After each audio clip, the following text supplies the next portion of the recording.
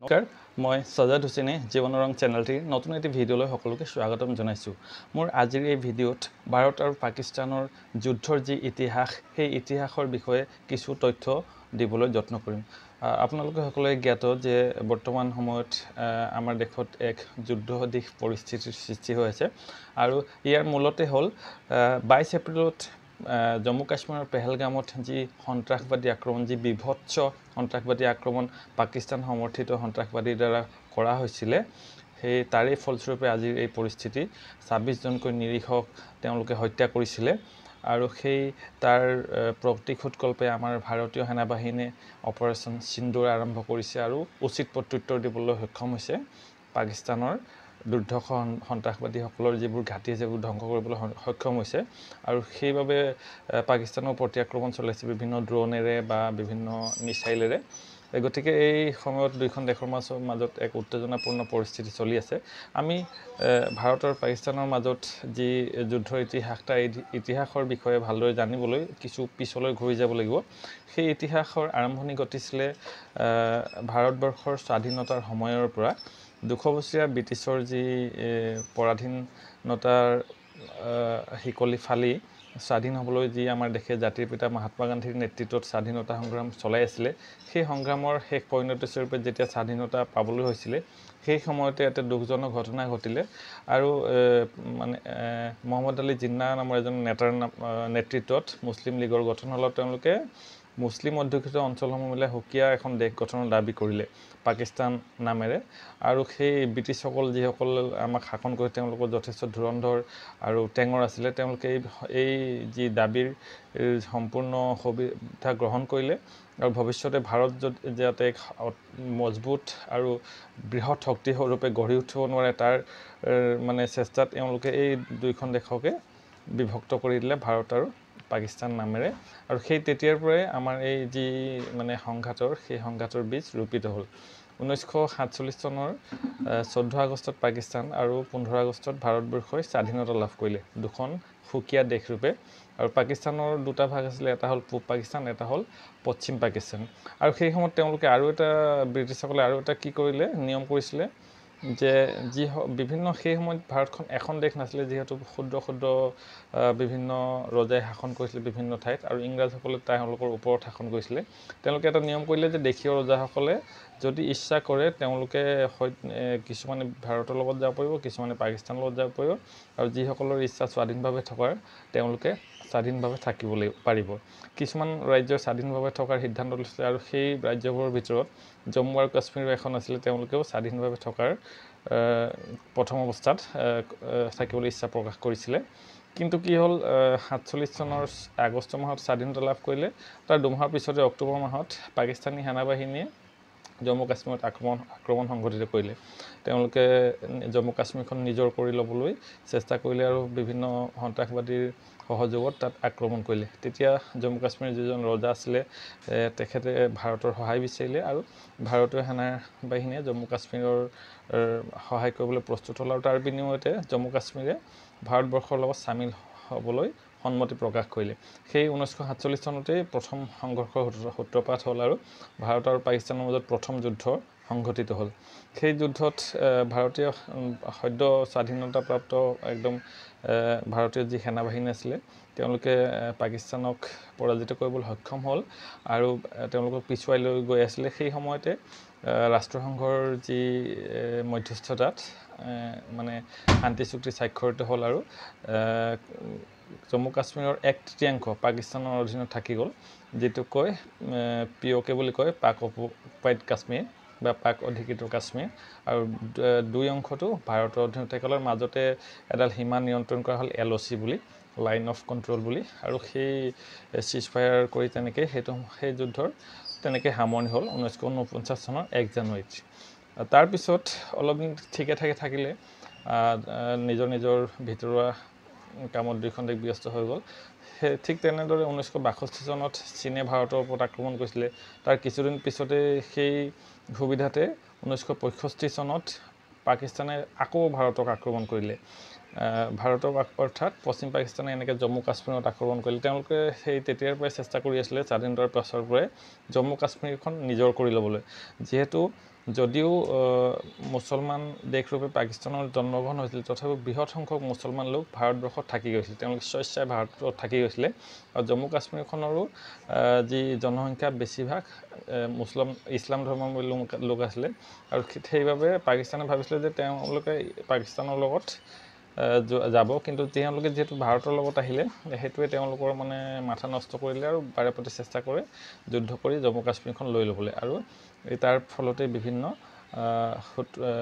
যি কাজিয়া সেই কাজিয়া সূত্ৰপাত হয় আৰু প্ৰত্যেকবাৰেই পাকিস্তানে আগতীয়াকৈ আক্ৰমণ কৰে আমাৰ দেশখন হ'ল এখন শান্তিপ্ৰিয় দেশ যদিও শক্তি সামৰ্থ্য সকলো ফালে আমি পাকিস্তানতকৈ ওপৰত তথাপিও ভাৰতে কেতিয়াও কোনোদিন আক্ৰমণ সংঘটিত কৰা নাই সদায় পাকিস্তানে আক্ৰমণ কৰে আৰু আমাক প্ৰৰোচিত কৰে আৰু যেতিয়া আমাৰ ওপৰত আক্ৰমণ হয় আমাৰ সেনাবাহিনীয়ে তাৰ উচিত প্ৰত্যুত্তৰ দিয়ে আৰু তেওঁলোকক সুন্দৰ শিক্ষা দিয়ে তথাপিও কিন্তু যিহেতু নিৰ্লজ্জ এখন দেশ সন্ত্ৰাসবাদীৰ দ্বাৰা পৰিচালিত এখন দেশ গতিকে তেওঁলোকে আকৌ বাৰে প্ৰতি আক্ৰমণ কৰে সেই 1965 চনত আকৌ আক্ৰমণ কৰিলে তেতিয়া ভাৰতবৰ্ষৰ প্ৰধানমন্ত্ৰী আছিলে লাল বাহাদুৰ শাস্ত্ৰী তেখেতে এটা নাৰা দিলে সেইটো হ'ল যে জয় জৱান জয় কিষাণ আৰু সেই যুদ্ধটো ভাৰতৰ সেনাবাহিনী বীৰ বিক্ৰমেৰে যুঁজি পাকিস্তানী সেনাবাহিনী পৰাজিত কৰিলে আৰু সেই সময়ত ছোভিয়েট ইউনিয়ন আছিল ছোভিয়েট ইউনিয়নৰ মধ্যস্থতাত যুদ্ধৰ সামৰণি পৰিলে আৰু সেই যুদ্ধটো ভাৰতবৰ্ষৰে জয়ী হৈছিলে তাৰ পিছত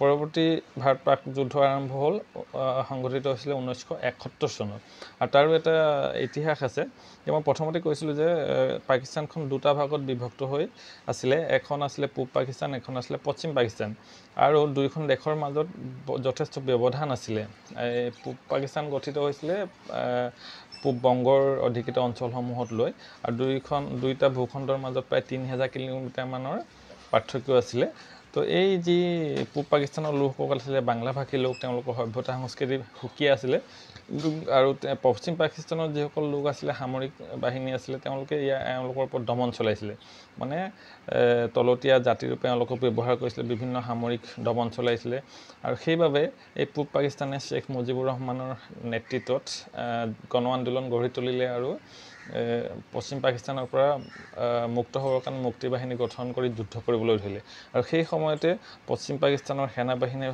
লাখ লাখ বাংলাদেশৰ নাগৰিকক হত্যা কৰিছিলে বিভিন্ন অত্যাচাৰ কৰিছিলে আৰু শেষত গৈ ভাৰতবৰ্ষৰ প্ৰধানমন্ত্ৰী ইন্দিৰা গান্ধীৰ নেতৃত্বত ভাৰতবৰ্ষে যুদ্ধত নামিছিলে তাৰো এটা কাৰণ আছে প্ৰায় 1 কোটিমান যি বাংলাদেশী মানে শৰণাৰ্থীয়ে ভাৰতবৰ্ষ ভৰি পৰিছিলে বিভিন্ন গোটেই পূব পাকিস্তানখন ভাৰতৰ সীমাৰ লগতে যিহেতু লাগি আছিলে তো মানুহবোৰ যুদ্ধৰ ভয়তে গোটেই শৰণাৰ্থী হিচাপে আমাৰ দেশত প্ৰৱেশ কৰিছিলে তো উপায় নাপায় ভাৰতবৰ্ষে যুদ্ধত নামিবলগীয়া হ'ল আৰু সেই যুদ্ধটো পাকিস্তান সম্পূৰ্ণৰূপে বিধ্বস্ত হ'ল সম্পূৰ্ণৰূপে পৰাজিত হ'ল 90,000 পাকিস্তানী সেনাই ভাৰতবৰ্ষৰ সেনাৰ ওচৰত আত্মসমৰ্পণ কৰিলে আৰু নতুন এখন দেশৰ সৃষ্টি হ'ল বাংলাদেশ নামেৰে আৰু সেই যুদ্ধটো তেনেকৈ পশ্চিম পাকিস্তানৰ পৰাজয় হ'ল আৰু এতিয়া যিসমূহ নতুন প্ৰজন্মৰ যিসমূহ বাংলাদেশৰ লোক বিভিন্ন সংবাদ ছ'চিয়েল মিডিয়াত দেখা যায় তেওঁলোকে আজিকালি ভাৰতৰ বিৰুদ্ধে ডাঙৰ ডাঙৰ কথা কয় বা পাকিস্তানৰ প্ৰতি আকৰ্ষিত হোৱা দেখা যায় তেওঁলোকে এইটো কথা পাহৰি যায় যে সেই সময়ত পাকিস্তানে বৰ্বৰ আক্ৰমণ কৰিছিলে বৰ্বৰৰূপে অত্যাচাৰ কৰিছিলে লাখ লাখ মানুহক হত্যা কৰিছিলে আৰু ভাৰতে উদ্ধাৰ কৰিছিলে তেওঁলোকৰ স্বাধীনতাৰ অন্তৰালটো ভাৰতেই আছিলে আৰু এতিয়াও বিভিন্ন ক্ষেত্ৰত ভাৰতে সহায় কৰে গতিকে তেহেঁতি বেছি ডাঙৰ ডাঙৰ কথা কৈ কোনো লাভ নাই পাকিস্তানে তেওঁলোকক সহায় কৰিবলৈ নাহে কেতিয়াও তেওঁলোক ভাৰতৰ বন্ধু ৰাষ্ট্ৰ হৈ থকাটোহে বেছি গুৰুত্বপূৰ্ণ বাৰু যি কি নহওক তাৰপিছত সেই যি কঁকাল ভাঙি দিলে ভাৰতে পাকিস্তানৰ নতুন এখন দেশৰ সৃষ্টি কৰি দিলে বাংলাদেশ নামেৰে সেই তেতিয়াৰ পৰা কিছু দিন মনে মনে থাকিলে পাকিস্তান তাৰপিছত কিন্তু 1999 চনত আকৌ চোৰৰ দৰে পিছফালৰ পৰা ভাৰতৰ আক্ৰমণ কৰিলে সেই সময়ত ভাৰতৰ প্ৰধানমন্ত্ৰী আছিলে অটল বিহাৰী বাজপেয়ী তেখেতে সুসম্পৰ্ক গঠন কৰিবলৈ চেষ্টা কৰিছিলে পাকিস্তানৰ লগত বিভিন্ন কথা বাৰ্তালোচনা আৰম্ভ কৰিছিলে কিন্তু সেই সুস্থ পৰিৱেশৰ সুযোগ লৈ পাকিস্তানে কি কৰিলে মনে মনে জম্মু কাশ্মীৰৰ কাৰ্গিল নামৰ জিলাখন বহুখিনি অঞ্চল দখল কৰিলে মনে মনে তো ঠিক যেতিয়া গম পোৱা গ'ল এনেকুৱা ঘটনা ঘটিছে বুলি তেতিয়া ভাৰতীয় আৰ্মি সষ্টম হ'ল আৰু অটল বিহাৰী বাজপেয়ীদেৱে তেতিয়া নাৰা দিছিলে জয় জৱান জয় কিষাণ জয় বিজ্ঞান আৰু সেই যুদ্ধটো ভাৰতে জয়লাভ কৰিলে আৰু পাকিস্তানী সেনাবাহিনীক উভতাই পঠিয়ালে নিজ ভূখণ্ডলৈ আৰু অধিকৃত 80% নিজৰ দখললৈ লৈ আহিলে আৰু বাকী থকাখিনি আন্তঃৰাষ্ট্ৰীয় যি আছিলে বিভিন্ন দেশৰ হেঁচাত আকৌ ঘূৰাই দিলে পাকিস্তানে ভাৰতক। তো তেনেকৈ সেই কাৰ্গিল যুদ্ধৰ সমাপ্তি হ'ল আৰু কাৰ্গিল যুদ্ধটো ভাৰতে জয়লাভ কৰিলে। তাৰপিছত কি কৰিলে, পৰৱৰ্তী সময়ত বিভিন্ন ছায়া যুদ্ধ আৰম্ভ কৰিলে পাকিস্তান। ডাঙৰ যুদ্ধত লিপ্ত নহ'লে আৰু তাৰপিছত কি কৰিলে, বিভিন্ন সন্ত্ৰাসবাদী শিবিৰ গঠন কৰিবলৈ অনুমতি দিলে আৰু মনে মনে যোৱা 3টা দশকত বিভিন্ন সময়ত ভাৰতৰ ওপৰত আক্ৰমণ পৰোক্ষভাৱে বা প্ৰত্যক্ষভাৱে আক্ৰমণ কৰি থাকিলে। আৰু এই বিভিন্ন বহুতো আক্ৰমণ কৰিলে। তাৰ ভিতৰত গুৰুত্বপূৰ্ণ কেইটামান কথা মই ইয়াত উল্লেখ কৰি দিছোঁ। 2001 চনত ভাৰতৰ সংসদ ভৱন আক্ৰমণ কৰিছিলে। 2002 চনত অক্ষৰধাম মন্দিৰত আক্ৰমণ কৰিছিলে। আকৌ 2008 চনৰ 26 নৱেম্বৰত মুম্বাই চহৰত আক্ৰমণ কৰি গোটেই সন্ত্ৰাসৰ সৃষ্টি কৰিছিলে। 2016 চনত পাঠানকোটত আক্ৰমণ কৰিছিলে। আকৌ সেই 16 চনতে উৰিত আক্ৰমণ কৰিছিলে, উৰি যি সেনাবাহিনীৰ ছাউনি আছিলে। 2017 চনত অনন্তনাগত অমৰনাথ যাত্ৰীসকলৰ ওপৰত আক্ৰমণ কৰিলে। 2019 চনত পুলৱামাত আক্ৰমণ কৰিবলৈ CRPFৰ জোৱানসকলক হত্যা কৰিলে। আৰু একেবাৰে অতি শেহতীয়াভাৱে পেহেলগামত আক্ৰমণ কৰিলে 22 এপ্ৰিলত আৰু 26 জনকৈ নিৰীহক হত্যা কৰিলে, যিটো অতিকে ঘৃণনীয়, অতিকে গৰ্হিত কাম। আৰু তাৰ যি উত্তৰ দিবলৈ বৰ্তমান সময়ত ভাৰতে অপাৰেশ্যন সিন্দুৰ চলাই ৰাখিছে। আৰু আমি এটা কথা নিশ্চিত যে ভাৰতীয় সেনাবাহিনীয়ে আমাক সম্পূৰ্ণৰূপে ৰক্ষা কৰিবলৈ সক্ষম। আমি সকলো দিশৰ পৰাই পাকিস্তানতকৈ উন্নত, আমাৰ সামৰিক দিশতে হওক, অৰ্থনৈতিক দিশতে হওক। কিন্তু আমি সজাগ সতৰ্ক হৈ থাকিব লাগিব, যিহেতু আমাৰ শত্ৰু